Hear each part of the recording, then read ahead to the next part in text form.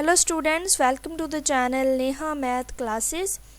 इस वीडियो में हम कंटिन्यू करते हैं एक्सरसाइज 3.2 को और क्वेश्चन नंबर 6 को सॉल्व करते हैं। तो चलिए शुरू करते हैं क्वेश्चन नंबर 6। तो क्वेश्चन नंबर 6 है हमारे पास। तो क्वेश्चन नंबर 6 क्या है हमारे पास? Given the linear equation 2x + 3y - 8 = 0, right another linear equations in two variables. तो यहाँ पे देखिए हमें एक लीनियर इक्वेशन गिवन है, हमें एक और इक्वेशन लिखनी है। वो इक्वेशन कैसी होनी चाहिए?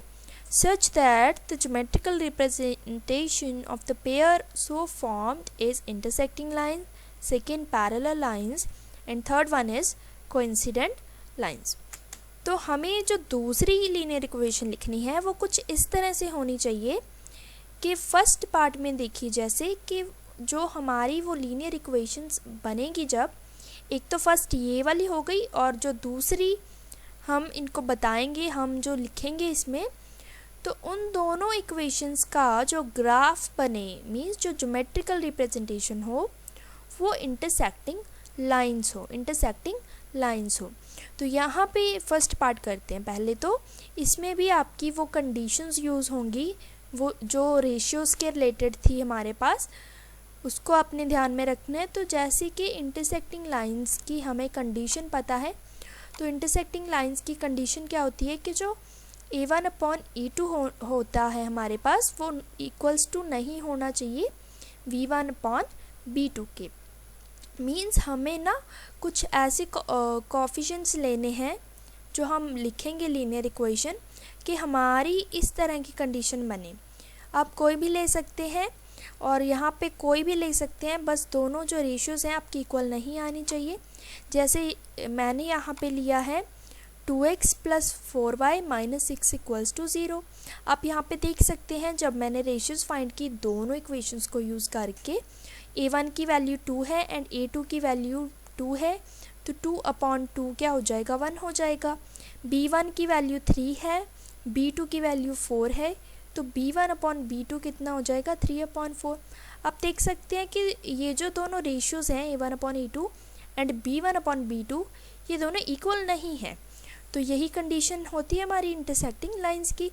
तो जब आप इन दोनों इक्वेशंस का ग्राफ बनाओगे, इन दोनों पेयर ऑफ लीनियर इक्वेशंस का जब आप ग्राफ ड्रॉ करोगे, तो ये दोनों जो लाइंस हैं वो किसे रिप्रेजेंट करेगी?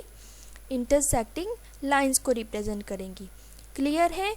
तो आपने इन क्वेश्चंस को करने के लिए पहले तो कंडीशन लिखनी है, आपको कंडीशन पता होना चाहिए, फिर आपने उसी के हिसाब से यहाँ पे रेशियोज फाइंड कर लेनी है।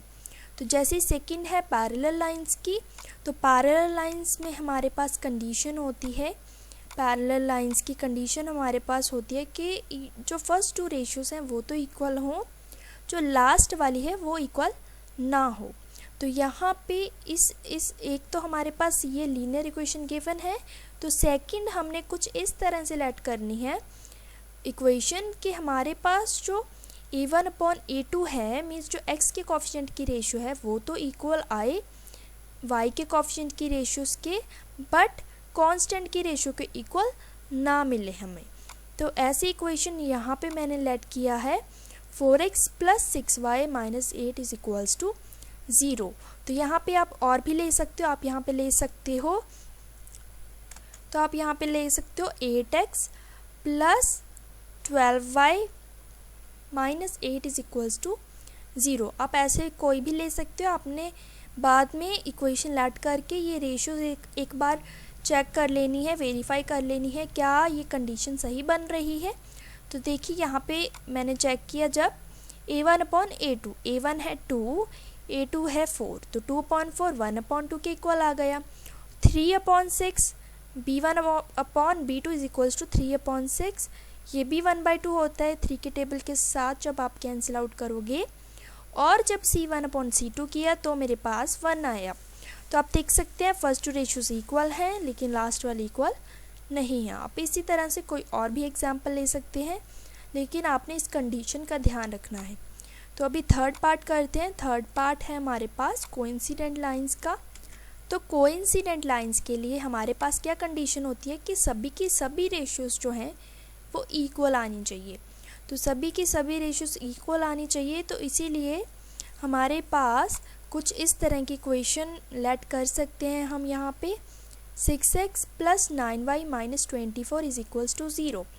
नॉर्मली आप देख सकते हैं यहाँ पे मैंने सारी इक्वेशंस को 3 के साथ मल्टीप्लाई कर दिया है। 3 2 ज़ा 6, 3 3 ज़ा 9, 8 3 ज़ा 24। तो कोइंसिडेंट लाइंस में आपका कोई ना कोई कॉमन फैक्टर मिल जाएगा आपको, और जो कोइंसिडेंट लाइंस होती हैं वो हम एक दूसरे से डिराइव कर सकते हैं, कोई फैक्टर मल्टीप्लाई करके या फिर कोई फैक्टर डिवाइड करके।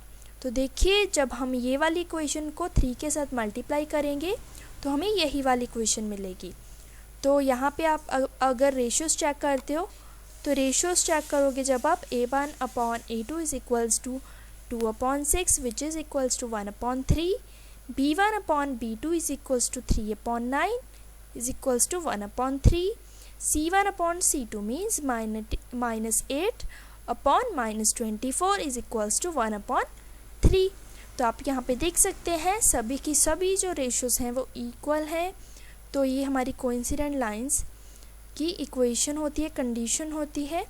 तो ये जो लाइन है, अगर हम इन दोनों पेयर ऑफ लीनियर इक्वेशंस का ग्राफ प्लॉट करेंगे तो हमें कोइंसिडेंट लाइंस मिलेंगे। क्लियर स्टूडेंट्स, आई होप आपको समझ में आया होगा।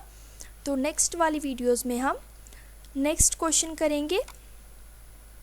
So thank you for watching. Please like, share and subscribe the channel Neha Math Classes.